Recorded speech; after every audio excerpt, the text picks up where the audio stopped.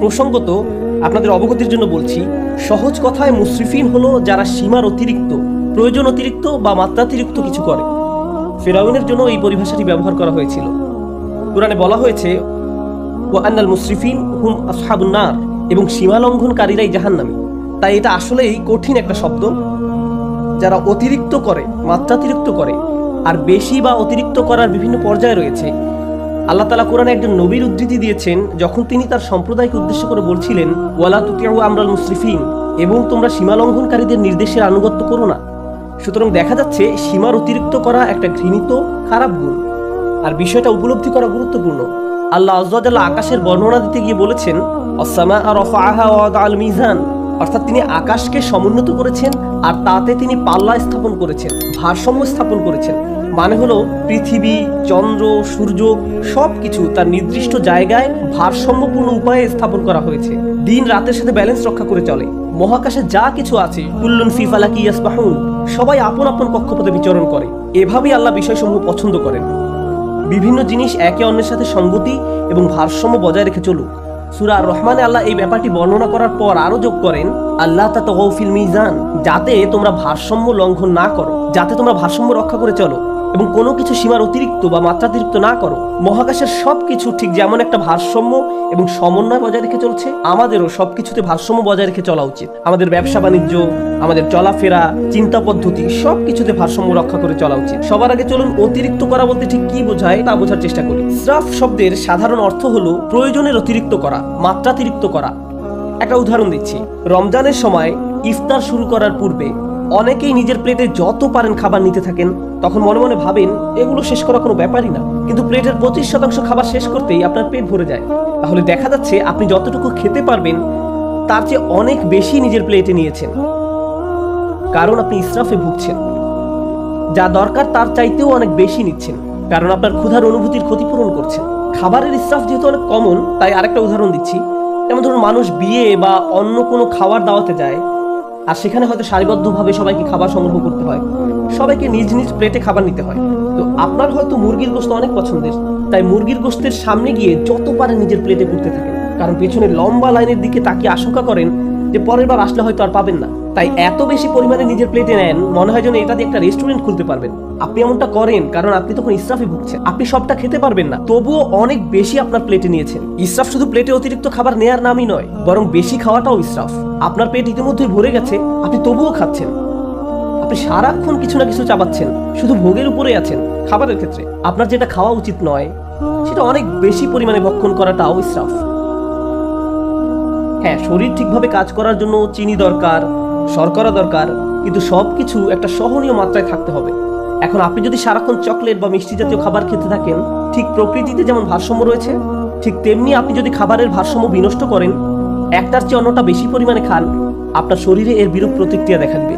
এই প্রতিক্রিয়া হয়তো এখন দেখা যাচ্ছে না, কিন্তু 1 দশক পরে হার্টের সমস্যা, ডায়াবেটিসের জন্য ডাক্তারের শরণাপন্ন হতে হচ্ছে, কারণ আপনি ইসরাফে ভুগছিলেন। তাহলে দেখা যাচ্ছে ইসরাফ একজন মানুষের জীবনে বহু খারাপ পরিণতি নিয়ে আসে। আমি খাবারের উদাহরণ দিয়ে শুরু করেছি, কিন্তু ইসরাফ খরচ করার ক্ষেত্রেও হতে পারে। আপনি মার্কেটে গিয়েছেন একটা ব্যাগ কিনতে, কিন্তু নিয়ে এসেছেন 3টি ব্যাগ, কারণ 3টা ব্যাগের কালারই খুব সুন্দর। অথবা দোকানে গিয়েছেন শুধু ডিম কেনার জন্য, কিন্তু বাজার শেষে দেখেন $200 খরচ করে ফেলেছেন, কারণ যা সামনে পড়েছে সব ঝুড়িতে পড়েছেন। এটাও ইসরাফ। আপনার দরকার ছিল না, কিন্তু ভেবেছেন এখন দরকার নেই, পরে হয়তো লাগবে। ওইটা দরকার হতে পারে, এটা দরকার হতে পারে। এভাবে নিজেকে বুঝিয়েছেন আপনার এগুলো দরকার। এই কারণে কিছু মানুষ জিনিসপত্র অতিরিক্ত জমানোর সমস্যায় ভোগেন। তাদের এত জামা কাপড় যে ওয়ারড্রোবে জায়গা হয় না। তাদের আলমারি 1987 সাল থেকে জমানো কাপড়ে পূর্ণ হয়ে আছে। মানুষ এভাবে অপ্রয়োজনীয় জিনিসপত্র সংগ্রহ করে রাখে, যেটা আসলে সে ব্যবহার করে না, কাজে লাগায় না। এটাও এক ধরনের ইসরাফ। আপনি বাসায় গেলে নিজেই বলতে পারবেন জিনিসপত্র জমিয়ে রাখার সমস্যায় ভুগছেন কিনা। যদি দেখেন এখানে সেখানে ছোটখাটো জিনিসপত্র পড়ে আছে, বুঝতে পারছেন না কোথায় রাখবেন, জানেনও না এটা আসলে কোন কাজে লাগে, মনে মনে ভাবেন এটা আসলে কি কাজে লাগে, এরকম যদি অনেক থাকে, সম্ভবত আপনি ইসরাফে ভুগছেন। তো জমিয়ে রাখা আর অতিরিক্ত চাওয়া একজন মানুষের জীবনের সত্যিকারের সমস্যা হিসেবে দেখা দিতে পারে। খাওয়া এবং জমিয়ে রাখার অভ্যাস ছাড়াও ইসরাফ হতে পারে বিনোদনের ক্ষেত্রে। সবারই মাঝে মাঝে একটু রিল্যাক্স দরকার পড়ে। সোশ্যাল মিডিয়ায় কিছু একটা দেখা, কোথাও ঘুরতে যাওয়া বা কিছুক্ষণ খেলাধুলা করার মাধ্যমে একটু বিরতি নিতে পারেন, এটা সমস্যা না। কিন্তু কিছু কিছু মানুষের জন্য তার গোটা জীবনটাই যেন একটা বিরতি। ঘুম থেকে উঠেই বিনোদন করা শুরু করে, ঘুমোতে যাওয়ার সময়ও বিনোদন করে, একটার পর একটা জিনিস ক্লিক করতে থাকে, এভাবে ঘন্টার পর ঘন্টা পার হয়ে যায়। এটাও এক ধরনের ইসরাফ। কারোর সাথে বসবাস করা ঠিক আছে, কিন্তু হোয়াটসঅ্যাপে যদি আপনার বসবাস হয়ে থাকে তাহলে সেটা তো সমস্যা। সুতরাং সবকিছুর একটা ভারসাম্য যেমন আছে, ঠিক তেমনি অতিরিক্ত করে ফেলার ঝুঁকিও আছে। আর কোনো কিছুতে অতিরিক্ত ডুবে থাকা আসলেই সমস্যাজনক। আল্লাহ আযজা ওয়া জাল্লা এক জায়গায় সবচেয়ে কম ধমকের সুরে বলছেন, ইন্নাল্লাহা লা ইউহিব্বুল মুসরিফিন, নিশ্চয়ই যারা সীমা অতিরিক্ত করে আল্লাহ তাদের ভালোবাসেন না। কিন্তু ইসরাফ বিষয়ক যে আয়াতটি আমি আপনাদের সাথে শেয়ার করতে চাই, সূরা ইউনূসের আয়াত, আমি খুতবার শুরুতে আয়াতটি তেলাওয়াত করেছিলাম। বক্তব্য চলাকালে অন্যান্য ইসরাফ সম্পর্কেও আলোকপাত করব ইনশাআল্লাহ। এখানে যে ব্যাপারটি তিনি তুলে ধরেছেন তা কোরআনের আরো কিছু জায়গাতেও আলোচনা করা হয়েছে। তিনি বলছেন, মানুষ যখন কঠিন কোনো পরিস্থিতিতে পড়ে যায়, সেটা অর্থনৈতিক কোনো সমস্যা হতে পারে, স্বাস্থ্যগত কোনো সমস্যা হতে পারে, পারিবারিক কোনো সমস্যা হতে পারে, ধর্মীয় সংকট হতে পারে, যে কোনো ধরনের সংকটই হোক না কেন, যা মানুষের উপর পতিত হয়, দাআনা লিজান বিহি আও কাঈদান আও কাঈমান, তখন সে আল্লাহকে ডাকতে থাকে, ইয়া আল্লাহ, আমাকে এই পরিস্থিতি থেকে বাঁচিয়ে দিন, একমাত্র আপনিই আমাকে এখন বাঁচাতে পারেন। আমি সব উপায়ে চেষ্টা করেছি, আমাকে সাহায্য করার আর কেউ নেই একমাত্র আপনি ছাড়া। যে ব্যক্তি দাঁড়িয়ে বসে শয়নে আল্লাহকে ডাকতে থাকে, ইয়া আল্লাহ, আমার এই সমস্যাটা দূর করে দিন, আমাকে সাহায্য করুন, আমাকে সাহায্য করুন, আমাকে সাহায্য করুন, তখন সে বেপরোয়া হয়ে আল্লাহকে ডাকতে থাকে। ফালাম্মা কাশাফনা আনহু দুররা, তারপর যখন আমি তার সেই কষ্ট দূর করে দেই, মাররান কাআল্লাম ইয়াদউনা, তখন সে এমন ভাবে চলতে থাকে মনে হয় যেন তাকে কোনো দুঃখ কষ্ট স্পর্শ করার কারণে সে আমাকে ডাকেইনি। তাহলে দেখা যাচ্ছে যখন আপনি কোনো সমস্যায় পতিত হন তখন বেপরোয়া হয়ে আল্লাহকে ডাকতে থাকেন, কিন্তু আল্লাহ তাআলা যখন সমস্যাটি সমাধান করে দেন তখন পূর্বাবস্থায় ফিরে যান। তখন আমরা এমন আচরণ করি মনে হয় যেন আমরা আল্লাহর নিকট কোনো প্রার্থনা করিনি, আমাদের চোখ থেকে অশ্রু নির্গত হয়নি, কিন্তু আমরা ঠিকই তখন কেঁদেছিলাম। আর এখন আমাদের কষ্ট দূর করে দেওয়ার পর আমরা আল্লাহকে ভুলে গিয়েছি, নিজের মতো করে জীবনে চলা শুরু করেছি। আপনাদের মনে প্রশ্ন আসতে পারে যে এর সাথে তাহলে ইসরাফের সম্পর্ক কি? মনে হচ্ছে এর সাথে ইসরাফের কোনো সম্পর্ক নেই, কিন্তু আল্লাহ যেভাবে এই আয়াতের সমাপ্তি টেনেছেন তার সাথে এর সম্পর্ক রয়েছে।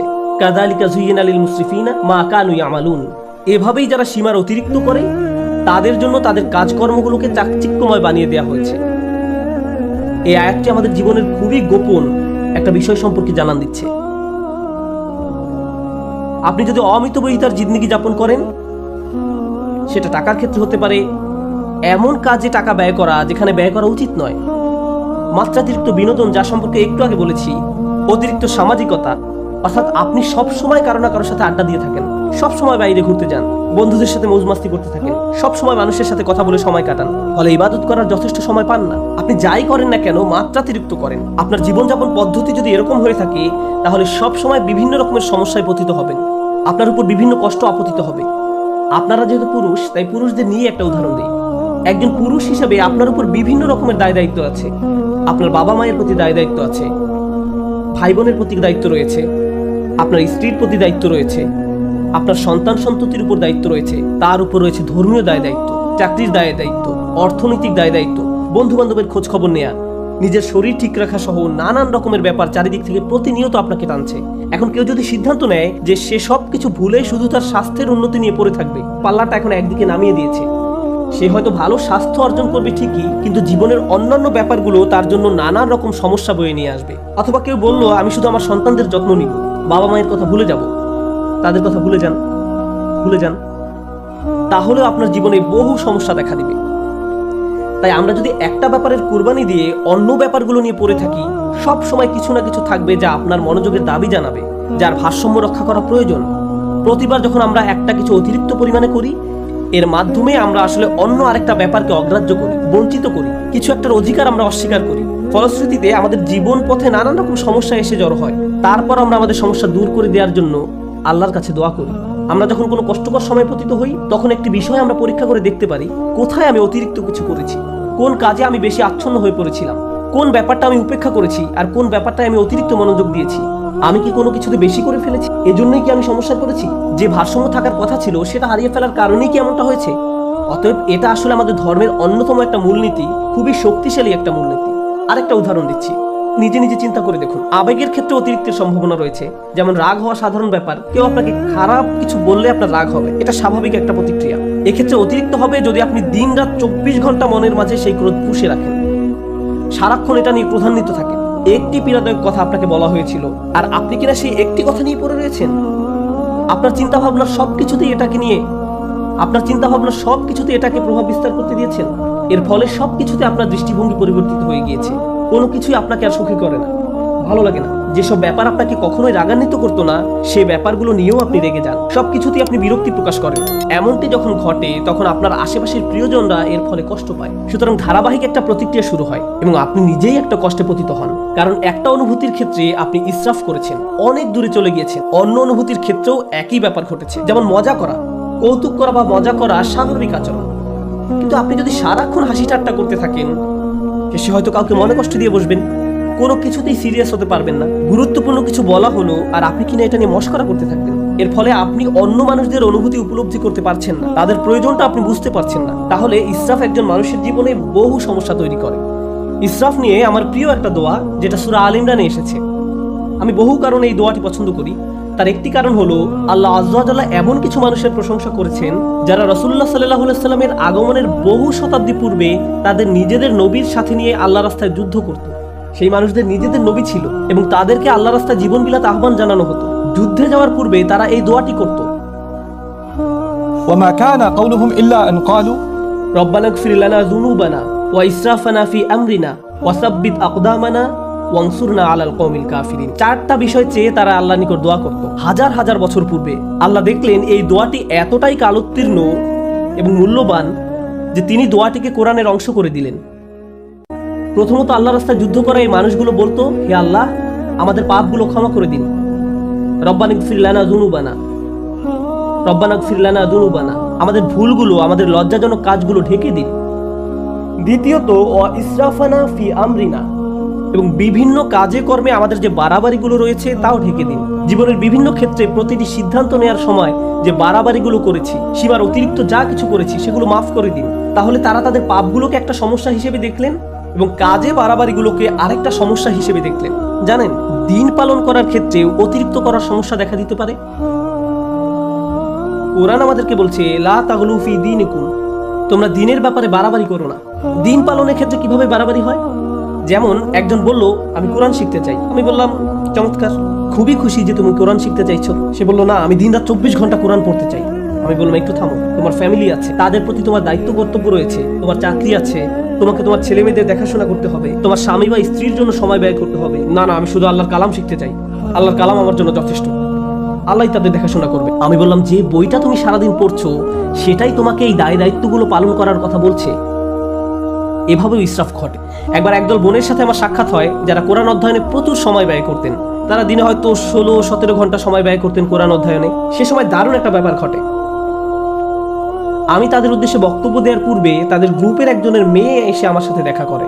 সে বলে, আপনি এখন এই গ্রুপের উদ্দেশ্যে বক্তব্য দিবেন? আমার আম্মুও এই দলের সদস্য, আপনি কি একটু তাদের থামতে বলবেন? আমি বললাম, কি?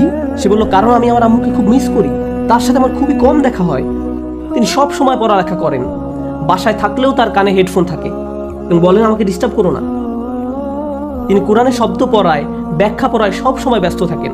আমি আশা করছি আপনি এই ব্যাপারে তাকে কিছু বলবেন। জানেন সবচেয়ে ভয়ঙ্কর ব্যাপার কি ছিল? সে আরো বলেছিল, আমার মায়ের কারণে আমার এখন আর কোরআন পড়ার কোনো আগ্রহ নেই। তারপর আমি যখন তাদের সামনে কথা বলতে গেলাম, আমি এই মেয়েটি সম্পর্কে কিছুই বললাম না।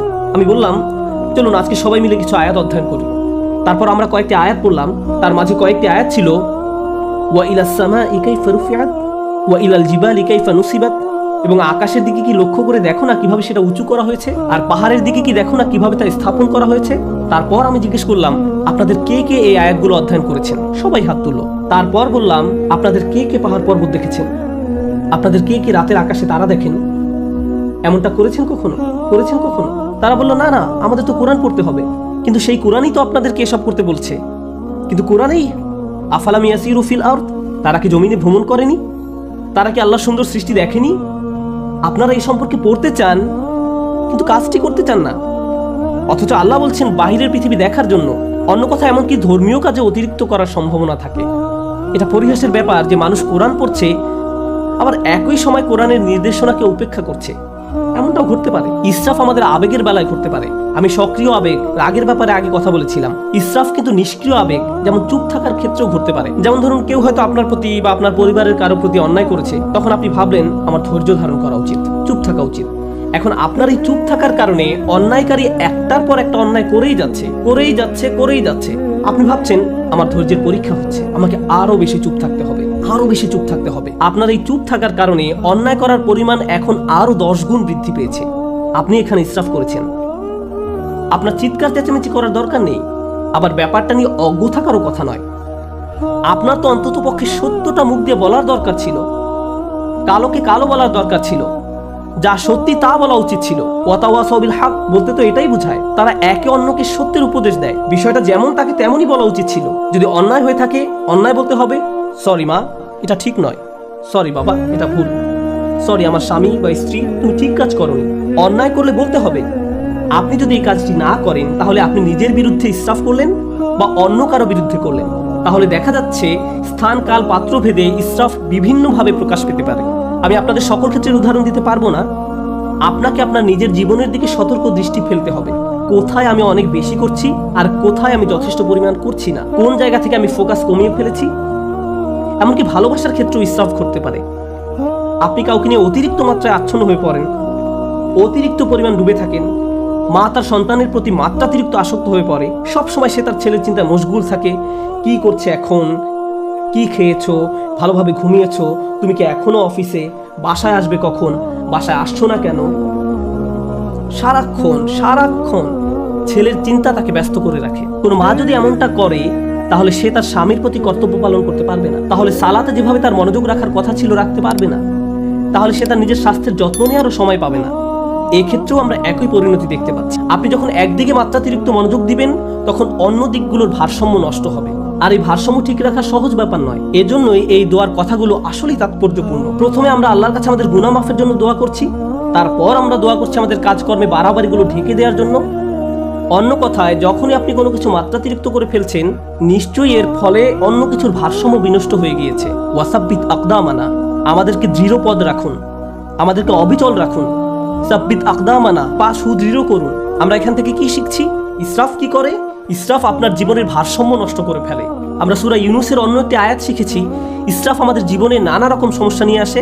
আর এখানে আমরা শিখছি আমাদের পা দৃঢ় থাকবে না যদি আমাদের জীবনে ইসরাফ থাকে। প্রতিবার যখন কিছু আপনি মাত্রাতিরিক্ত করছেন, জীবনের অন্য কিছু তার গতিপথ হারিয়ে ফেলতে পারে। আপনার জীবনে এখন উদ্বেগ, উৎকণ্ঠা দেখা দিয়েছে, আপনি সমন্বয় অনুভব করতে পারছেন না।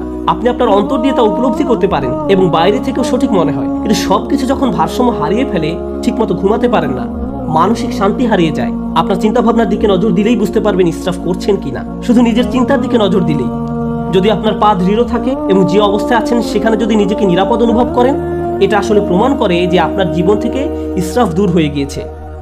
রব্বানা গফির লানা যুনুবানা ওয়া ইসরাফানা ফি আমরিনা ওয়া সাব্বিত আকদামানা। সবশেষ, যেহেতু আপনি আপনার জায়গায় অবিচল আছেন, এজন্য অনসুরনা আলাল কওমিল কাফিরিন, আমাদেরকে কাফেরদের মোকাবেলায় সাহায্য করুন। আল্লাহ মানুষদের প্রার্থনার কথাগুলো বর্ণনা করেছেন। যুদ্ধে যাওয়ার পূর্বে আমাদেরকে শক্তিশালী করে তুলুন। এখানে কিভাবে আপনি শক্তিশালী হয়ে উঠবেন? সবার আগে আল্লাহ আপনাকে ক্ষমা করে দিবেন, তারপর আপনাকে অতিরিক্তের ক্ষতি থেকে বাঁচিয়ে দিবেন। ফলশ্রুতিতে আপনি শক্তিশালী হয়ে উঠবেন। আর তাই এখন আপনি শত্রু মোকাবেলা করার জন্য প্রস্তুত। অনসুরনা আলাল কওমিল কাফিরিন। এভাবে গভীর দৃষ্টিকোণ থেকে চিন্তা করলে আমরা বুঝতে পারবো কিভাবে আমাদের জীবনে ব্যালেন্স রক্ষা করব, কিভাবে আমাদের জীবনে ভারসাম্য ফিরিয়ে আনবো।